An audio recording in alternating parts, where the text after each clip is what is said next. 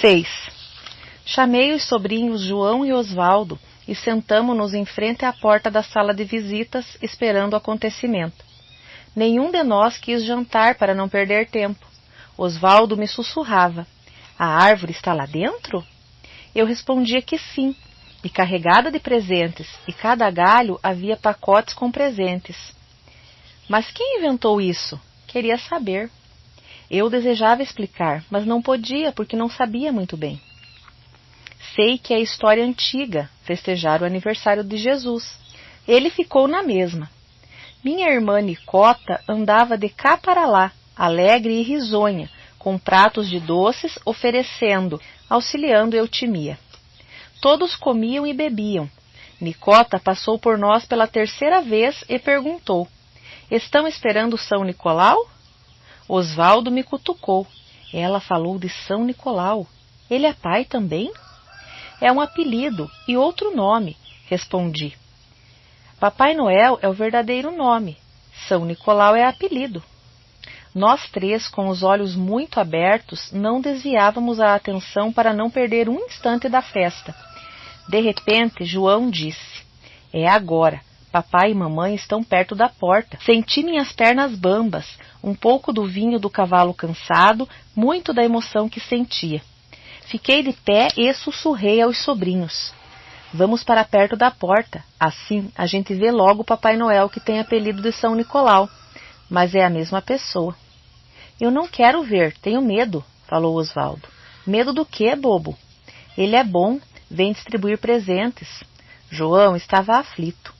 Meus padrinhos abriram a porta e eu me lembro que fiquei sem poder respirar de entusiasmo e admiração. Havia uma árvore muito alta, toda iluminada com coisas penduradas, bolas coloridas, pacotes, velas, algodão, tanta coisa, eu nem sabia o que era. Muitos anos depois, mamãe contava que eu fiquei com os braços cruzados sobre o peito com ar de adoração. Os meninos ficaram sem fala. A sala tinha janelas dando para a rua e vimos uma multidão comentando e admirando. Nunca a cidadezinha de Botucatu vira uma árvore tão bonita. Nada tão brilhante, tão reluzente e acolhedor. Alguém falou em voz alta: "Olha o Papai Noel lá em cima." Ficamos trêmulos e emocionados. Sobre o galho mais comprido havia um velhinho vestido de vermelho, num carro cheio de pacotes e saco com brinquedo. O carro era puxado por muitas binus, que tive vontade de chorar de emoção. E chorei. Recebi de presente uma boneca com touca, avental, tamancos, vestida à moda de Portugal. Toda a gente recebeu presentes. As mulheres, cortes de vestidos. Os homens recebiam canivetes, lenços, charutos, cachimbos. As empregadas foram chamadas e vieram risonhas, cheirando a cebola, as mãos enroladas nos aventais, agradecendo. Mã, Eufrosina, Rosa, todas estavam na lista. O que mais me impressionava é que cada pessoa recebia aquilo que gostava. Como é que Papai Noel sabe que fulano gosta de cachimbo? E cicrano só fuma charutos? Lá fora, na rua escura, a multidão se acotovelava e aplaudia a beleza da festa.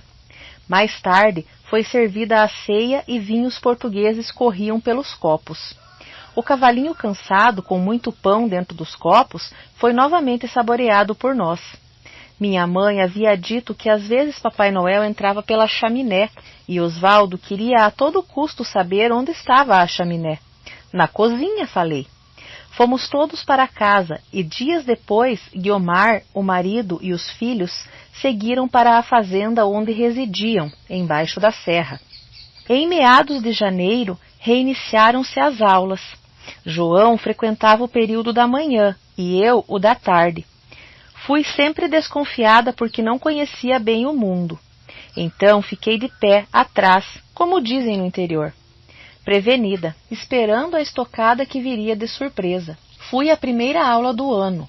Em vez de perguntar às colegas o que tinham recebido de presente do Papai Noel, fiquei de sobreaviso e esperei que elas falassem. Ninguém falou. Muito naturalmente, perguntei a uma delas o que havia ganho no Natal, do velho simpático Papai Noel.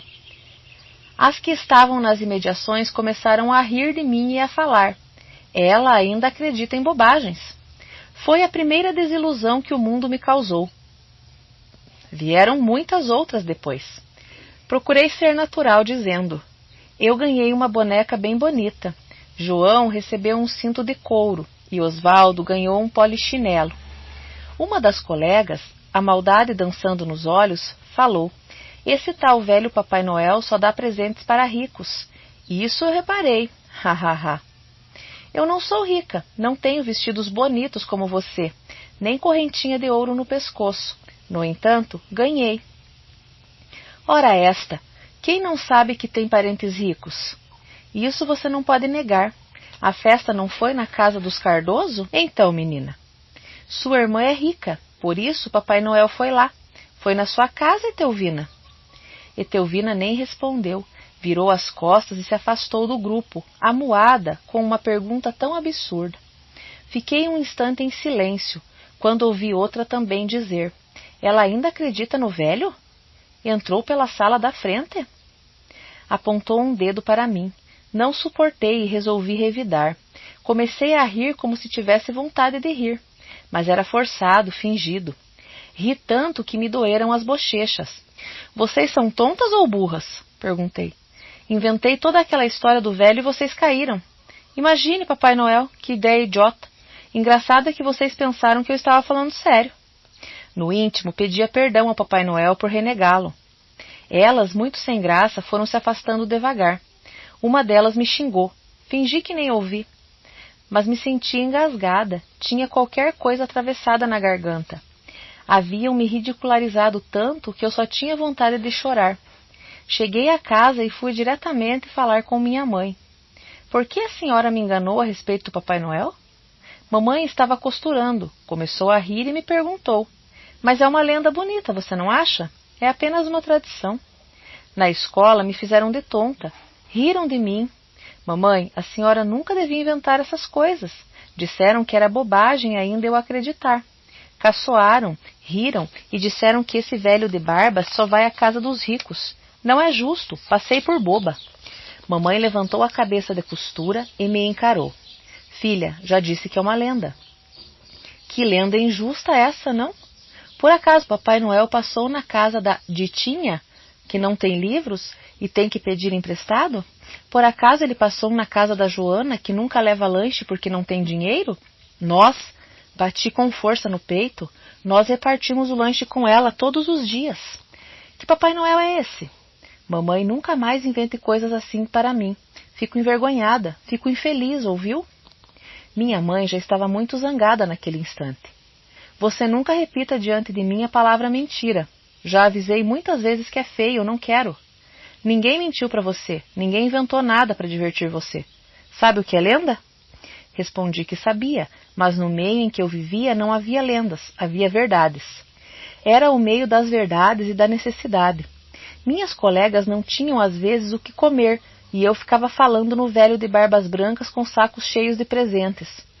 Esse era o meu meio e eu não queria outro. Minha mãe me olhava admirada, sem saber que responder. Eu continuei a falar. Não queria mais presentes nos anos futuros, só queria a verdade, e essa era bem diferente. Foi como uma fruta que amadureceu. Mamãe deve ter contado o acontecido às filhas mais velhas e comentaram durante algum tempo a minha revolta. Apesar de nada me dizerem, eu sabia pelos olhares trocados entre elas, pelas palavras pronunciadas em voz baixa, na surdina, que falavam a meu respeito. Eu gostava de acompanhar procissões, vestido branco engomado, fita azul no peito, séria e compenetrada. Mamãe fazia parte da Irmandade do Coração de Jesus e ia de vestido preto com fita vermelha. Papai colocava a opa sobre a roupa, segurava entre as mãos um castiçal de madeira com vela protegida por a redoma de papel, por causa do vento, e auxiliava o carregador no andor de Nossa Senhora. Não ficou bom isso. Papai colocava a opa sobre a roupa, segurava entre as mãos um castiçal de madeira com vela protegida por redoma de papel, por causa do vento, e auxiliava a carregar o andor de Nossa Senhora. Antes de sair qualquer procissão, havia preparativos aflitivos dentro da igreja. Durante a Semana Santa, eu não perdia nenhuma procissão e gostava mais da do enterro de Jesus. O ar cheirava a incenso e o tremular das velas nos altares, as centenas de pessoas imóveis sentadas nos bancos ou de pé olhando, esperando o momento da partida, dava ao ambiente um ar de enterro, de tristeza pela morte de algum parente ou alguém querido. Senhoras de preto, mantilhas pretas na cabeça, rezando e ajudando a formar filas. Os anjos passavam levados pelas mães, asas quase arrastando pelo chão de poeira vermelha. Os rostinhos pintados de carmim, coroas de rosas brancas na cabeça, um pouco assustados com o ir e vir de pessoas. As camisolas brancas compridas, quase arrastando pelo chão, eles tropeçavam na pressa de entrar na fila. Mas as mães levantavam os anjos e, quando estes faziam carinha de choro, sussurravam: "Não foi nada, olha os companheiros esperando." Cochichos, sussurros, passos silenciosos nas pontas dos pés, uns entrando, outros saindo, outros colocando as filhas de Maria em fila, os anjos na frente, lindos. Trocavam frases de uma fila à outra. "Você não é das filhas de Maria?" "Não, sou da filha de virgens." Passavam senhoras de preto, ajudando, tirando uma daqui e outra dali. Os padres e os coroinhas pediam silêncio, enquanto lá fora a banda de música preparava os instrumentos para a marcha fúnebre. Passava um dos organizadores. Primeiro os anjos, 2 a 2 saíam os anjos, às vezes de mãos dadas para não se perderem. Agora as filhas de Maria. Não, primeiro as virgens. Lá seguia a fila de meninas que eram chamadas virgens. Nem anjos, nem filhas de Maria. Você não é da fila das virgens? Então venha cá. Depois as moças mais velhas, as senhoras da Irmandade, os andores, os coroinhas, os padres, o povo. Lá fora, a noite cálida e cheia de estrelas no céu, a banda de música tocava na surdina, triste por causa do enterro. Todo o povo acompanhava. Vinha gente dos arredores, dos bairros distantes, das fazendas e dos sítios, passar a Semana Santa em Botucatu. A procissão serpenteava pelas ruas da cidade, descendo e subindo, o povo rezando e a banda tocando. Passavam os andores levados nos ombros dos senhores mais conhecidos, das autoridades da cidade. O andor de Nossa Senhora era o mais bonito, enfeitado de rosas, ela com um manto azul bordado de prata, os olhos tão tristes e uma lágrima de cera correndo-lhe as faces. Acompanhava o filho até o túmulo, o coração partido de dor. De repente a música parava e o povo começava a cantar: Ave, Ave, Ave Maria. Vozes infantis, de homens, de mulheres, de preto, de branco. Os anjos cansados iam caindo pelos caminhos, e os pais que os acompanhavam os carregavam nos ombros. As asas machucadas, às vezes meio... Os anjos cansados iam caindo pelos caminhos, e os pais que o acompanhavam os carregavam nos ombros. As asas machucadas, às vezes meio quebradas, repousavam as cabecinhas no ombro paterno. Outros mais fortes aguentavam até o fim, cantando. Era como uma serpente deslizando pelas ruas empoeiradas da cidade a procissão.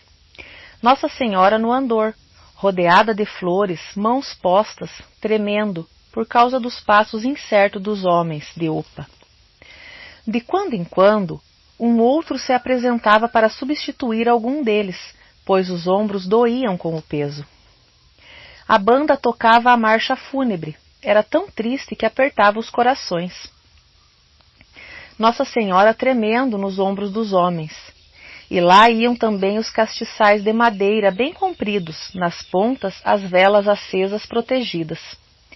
A procissão avançando na noite, pais e mães carregando anjos extenuados. Tudo solene, simples, ingênuo, como os próprios anjos cansados. Terminada a solenidade, chegávamos em casa, os pés doendo, os vestidos avermelhados de pó. Eu esfregava os meus e me queixava.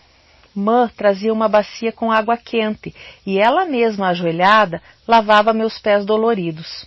Enxugava-os com a toalha branca entre suas mãos pretas. Apertava-os contra o peito como se fosse beijá-los, e eu pensava que era Nossa Senhora, tão querida e tão amada. O sono fechava os meus olhos. Eram 10 horas da noite e Mã dizia, altas horas: Vá dormir, Duca. Já vou. A bênção, papai. A bênção, mamãe. Eles me abençoavam. Deus te abençoe. Com carinho, Mã me colocava na cama e eu ainda falava apesar do sono. No ano que vem não quero mais ser virgem, quero ser filha de Maria. Já estou grande. Ela me abençoava e deixava o quarto dizendo, está bem, na outra procissão, Duca vai ser filha de Maria. Dava a bênção e fechava a porta do quarto, devagar e em silêncio. Eu já estava dormindo. No grupo escolar havia meninas de todas as classes sociais, todas mais velhas do que eu. Tive que aumentar a idade para começar a frequentar as aulas, mas as colegas eram sabidas e maliciosas. Eu estava cursando o 4º ano com idade de 2º, e enquanto os meus pais e irmãos sentiam-se orgulhosos com a façanha, eu me sentia atrasada e ignorante. Um dia, 2 colegas me contaram o que havia entre um homem e uma mulher quando dormiam juntos. Mostraram figuras imorais e uma delas perguntou, você sabe como a gente nasce? Fiquei silenciosa fitando-a, com receio de dizer alguma tolice, e então ela me descreveu o ato. Assim, recebi curso completo sobre sexo. Respondi que não era novidade para mim. Havia crescido em fazenda e vira muitos animais fazerem essas coisas, até nascerem. Não era tão diferente assim. Uma delas contava que dormia no quarto pegado ao dos pais, então ouvia quando eles estavam juntos. Reparei que as palavras das meninas não me faziam mal, não me perturbavam. Era como se eu já esperasse as confidências. Ou talvez eu tivesse ficando de tal modo escandalizada que sorria bobamente para não demonstrar embaraço. Aos poucos fiquei conhecendo as maldades e os tormentos do mundo. Outro fato que muito me chocou foi saber que havia outras religiões, não apenas a católica. Tínhamos o hábito de ir à missa aos domingos e seguir os preceitos da religião. Quando percebi que havia outras crenças, outros modos de pensar a respeito de Nossa Senhora, outro modo de agir e que até ridicularizavam as nossas procissões, tive tremendo embaraço. Então calava a boca, ficava quieta e nada dizia. Mas meu coração batia forte. Eram setas venenosas que me cravavam na alma. Comecei a achar o mundo ruim, enganoso e hipócrita. Muitas noites meu pai e eu ficávamos sentados um ao lado do outro no sofá num canto da sala de jantar. A sala era comprida e escura. Um braço sob o outro conversávamos. Um dia ele me perguntou qualquer coisa sobre lendas e se eu conhecia alguma. Respondi que não. Como não? Perguntou. Você não acredita na lenda da Chapeuzinho Vermelho e do Lobo Mau? Disse a ele que isso não era lenda, era história para crianças. Ele continuou a descrever várias espécies de lenda e eu disse, sei tudo isso, papai. Mas essas lendas não prejudicam ninguém, essas que o senhor acabou de contar. As lendas que prejudicam são as de Papai Noel ou de São Nicolau. Essas não devem ser contadas a crianças pobres. Ele ficou pensativo algum tempo, depois começou a falar sobre os parentes de Sorocaba. Fale do brasão dos Oliveiras, eu pedia. Ouviu-se a máquina de costura do outro lado da sala. Tá, tá, tá, tá, tá. Era a mamãe terminando uma costura. Papai às vezes se impacientava. Por que você está costurando essa hora, com a luz tão fraca? Às vezes mamãe fechava a máquina, escolhia os botões que ia pregar nas camisas dos meninos e vinha para perto de nós. Meu pai começava a desenhar o brasão. A mão segura a espada. Na espada estão as letras I-H-S. Quer dizer, Jesus Hominum Salvator. De um lado, sable e do outro lado, ouro. Há um ramo de oliveira espetado quase na base da espada e essas palavras, non commovebitur, em latim. Eu seguia as explicações e ele perguntava à minha mãe: está certo, Rosinha? Ela dizia que sim e explicava a significação das palavras em latim. Non conmovebitur, não voltarás, não demoverás. Ela continuava a casear sob a luz da única lâmpada da sala.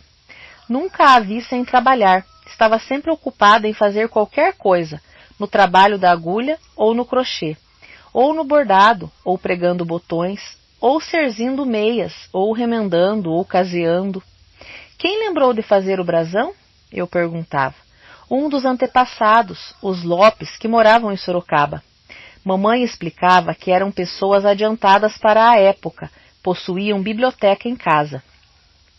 Os únicos na cidade que tinham livros, tinham toda a coleção de Alexandre Dumas. Quem é mesmo Alexandre Dumas? Eu perguntava. Meus pais explicavam devagar, com paciência, citavam os nomes dos romances e contavam que o folhetim que vinha diariamente num dos jornais da capital era de Dumas. Chamava-se 20 anos depois. Meu pai lembrava. O colar da rainha também fora escrito por ele. Eu queria saber se era esse que mamãe cortava todos os dias para mandar para Guiomar nas 3 Barras. Era esse mesmo. Eu queria saber se o romance era bonito e quem era a rainha. Com paciência, explicavam quem era a rainha do livro. Eu já estava cochilando, a cabeça encostada na cabeça de papai. Queria saber mais e eles diziam: chega, vá dormir. Mas eu não tenho sono. Mas você já está dormindo, respondiam eles. Eu me levantava, tomava a bênção dos dois e ia para o meu quartinho, sem vontade. Em minha cabeça misturavam-se os romances do Alexandre, havia esquecido o sobrenome, a rainha Maria Antonieta, o colar. De quem era mesmo o colar? Da rainha. Quem era a rainha? Uma confusão. No sono eu murmurava que queria conhecer a rainha. Pessoalmente, a rainha do Alexandre. Os Lopes de Sorocaba tinham biblioteca com livros do Alexandre. Gente importante, tinha um brasão. Muito bonito. Não voltarás atrás. Como é que eu não podia voltar atrás? Todos os dias eu voltava para trás. Essa era a verdade. Não seguia o brasão dos Lopes de Oliveira. Nunca fui estudiosa, nem no grupo escolar, nem na escola normal mais tarde. Sempre fui distraída, vivia nas nuvens pensando em outras coisas. Enquanto a professora falava sobre um assunto, minha mente divagava. Todas as colegas eram mais adiantadas, prestavam atenção, ficavam com o lápis pronto para tomar nota. De repente, passavam depressa os lápis nas pontas dos lábios e escreviam como loucas. Que será que estão escrevendo? Eu me perguntava. Ah, a lição. Preciso prestar atenção no que a professora disse. Que foi mesmo que ela disse? Sempre fui assim. Até hoje tenho que fazer esforço para prestar atenção. Nas conversas, nas conferências, nas aulas. Tenho que prestar atenção, preciso. Presto atenção 1 minuto, 2 minutos e meu pensamento foge outra vez, agora para mais longe, rumos desconhecidos. Quando chegava o fim do ano, eu começava a estudar. Aflita, com medo de ser reprovada, com medo de não saber nada. Como o cartório dava pouco dinheiro e a casa onde morávamos era grande e possuía muitos quartos, mamãe resolveu receber alguns pensionistas, principalmente professoras e um professor para o almoço. Isso ajudava um pouco, entrava mais dinheiro, servia para manter os estudos dos filhos. Só pensavam em nós. Queriam nos dar boa educação, instrução que nos ajudasse no futuro. Meu irmão mais velho já não estava no colégio de Itu. Não quis continuar os estudos com os padres. Passou 2 anos na fazenda de Itatinga, de tio Maneco, estudando com um professor particular que residia lá e ensinava nossos primos e do qual já falei, que se chamava Alexandre Rummel. Lecionava desde línguas e música até conhecimentos gerais. Os gêmeos Raul e Renato continuavam a aparecer de quando em quando, mas agora eram mocinhos, usavam calças compridas, tinham buço nos lábios e viviam nas ruas. Mamãe um dia se zangou muito com eles e ouvia-a dizendo: "Como é que vocês deixam um livro desses na gaveta da cômoda do quarto? Não lembram que sua irmã está por aí e pode lê-lo? Vocês não têm juízo nenhum. Isso não se faz. Não me lembro o que responderam. Procurei depois o livro, mas não encontrei. Um dia os vi muito desapontados e fiquei sabendo que foi por causa de uma sova que tomaram. Mamãe batera neles. Quando batia nos filhos, mamãe fazia-o com vontade, porque meu pai nunca levantou a mão para dar nos filhos. Mamãe fazia-o pelos dois. Ouvia-a dizendo: se seu pai não educa, eu tenho que educar vocês. Depois da sova de vara, encontrei Raul e Renato tristonhos e cabisbaixos. Não sei se foi por causa do livro ou outra reinação que andaram fazendo. Estavam na idade das traquinices juvenis. No largo em frente à nossa casa quase não havia movimento. A cidade era tranquila. 2 ou 3 vezes por semana vinha o carro de bois anunciando lenha para vender, frangos, palmitos, abóboras, batata doce. O carro vem vindo, mamãe, eu gritava da janela, mas não era preciso. O chiado forte denunciava que ele vinha vindo. Parava em frente ao portão do quintal de nossa casa. Eufrosina e mamãe iam com cestas para comprar frutas, legumes. Ovo não carece, falava Eufrosina. As galinhas estão botando muito. A andorinha quase que bota 2 por dia. Mamãe sorria, e a chiar de novo, o carro de bois virava a esquina e subia a ladeira. Caía o silêncio sobre o largo. Um cachorro passava num passo apressado, como se tivesse hora marcada para chegar ao seu destino. Eu ficava pensando como seria bom voltar à fazenda, viver vida simples entre os caboclos bons e os bichos amigos. Mas sabia que não podia, precisava estudar para ser alguém. Como me aborreciam essas palavras, ser alguém. Que me importava? Eu deixava a janela e ia ver meu pai no cartório. Ele estava sentado em frente a uma mesa larga e comprida, coberta de papéis, tinteiros e canetas de vários feitios. Em outras mesas menores havia moços escrevendo e se chamavam escreventes. Os trolles na frente do cartório esperavam as pessoas terminarem suas transações. Quando papai me via espiar pela porta, fazia sinal para que eu entrasse. Eu entrava na ponta dos pés e chegava-me à sua mesa. Espiava a papelada, ficava 1 ou 2 minutos e saía logo. Eu percebia que estava atrapalhando. Dizia-lhe ao ouvido antes de deixá-lo: mamãe está chamando para tomar café. Ele falava ao meu ouvido como se fosse segredo: diga que já vou. Eu o deixava, saía fechando bem a porta que dava para um corredor, depois para a nossa sala de jantar. Pensava: há um segredo entre nós. Nessa ocasião, a política começou a ficar ativa e o partido dos Cardoso estava dominando. No largo onde morávamos, havia um edifício como se fosse teatro, pintado de amarelo e coberto de pó vermelho. Era o gabinete recreativo frequentado pelos cardosistas. Havia jogo e bailes de quando em quando. Minha irmã Guiomar vinha com o marido assistir aos bailes. Dançavam quadrilha, mazurca, polca e saltitantes. De casa eu ouvia a música e via os pares passarem, voltarem, passarem de novo. Nunca tive vontade de frequentar e ver as danças de perto. Uma noite, quando Guiomar se aprontou e saiu com o marido, entrei no quarto dela e comecei a me enfeitar. Passei carmim no rosto e papel vermelho nos lábios. Fiz um penteado diferente, imitando os de Guiomar, e de repente me achei linda. Nossa Senhora, pensei, como eu sou bonita. Nessa noite, comecei a ficar vaidosa. Na manhã seguinte, depois da aula, passei em casa de minhas primas que residiam na mesma rua. Eram fazendeiros e tinham casa na cidade. Uma das primas da minha idade tinha fama de beleza. Então, todas as vezes que ela bebia um copo d'água, eu fazia questão de beber no mesmo copo, logo depois dela, e mentalmente fazia um pedido. Para falar a verdade, não sei a quem. Creio que a Nossa Senhora. Fazei com que eu fique tão bonita quanto ela, por isso bebo no mesmo copo. Não sei quem me ensinou, talvez ouvi conversas na cozinha. Minha prima nunca soube disso. Eu achava que fazendo assim ficaria tão bonita quanto ela. Subi a longa escada que levava da porta da rua à sala de visitas. Encontrei prima Amelinha de Souza Aranha, sentada na rede, as filhas costurando ou bordando perto dela.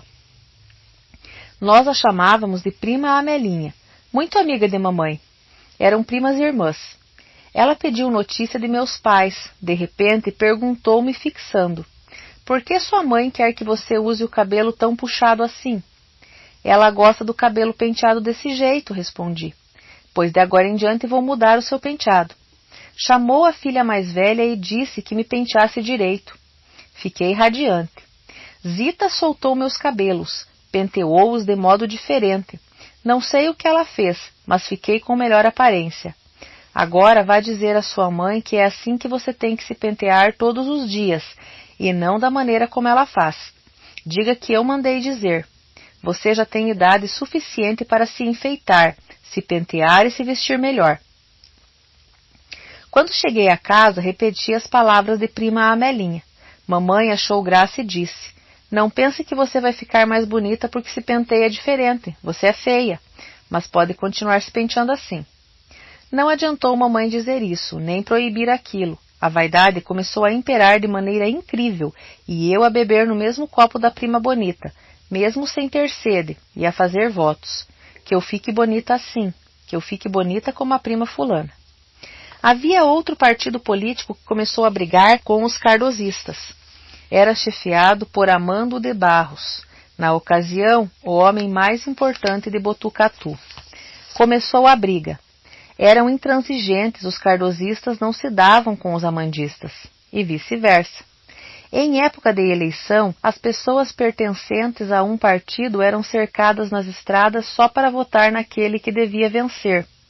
Meu pai sempre contava que uma vez ele e vários amigos fazendeiros montaram a cavalo e saíram para votar. Foram rodeados por homens a cavalo, máscaras de pano cobrindo o rosto, e um deles falou: Senhor Capitão Monteiro, sabemos que o senhor e seus amigos vão votar, mas me desculpe, daqui não podem passar, são as ordens. Com que direito o senhor me impede a passagem? A estrada é livre. São ordens que recebemos e não podemos falar. Meu pai e os amigos não votaram. Surgiam ameaças de parte a parte. Havia diz-que-me-diz como há em toda a cidade pequena.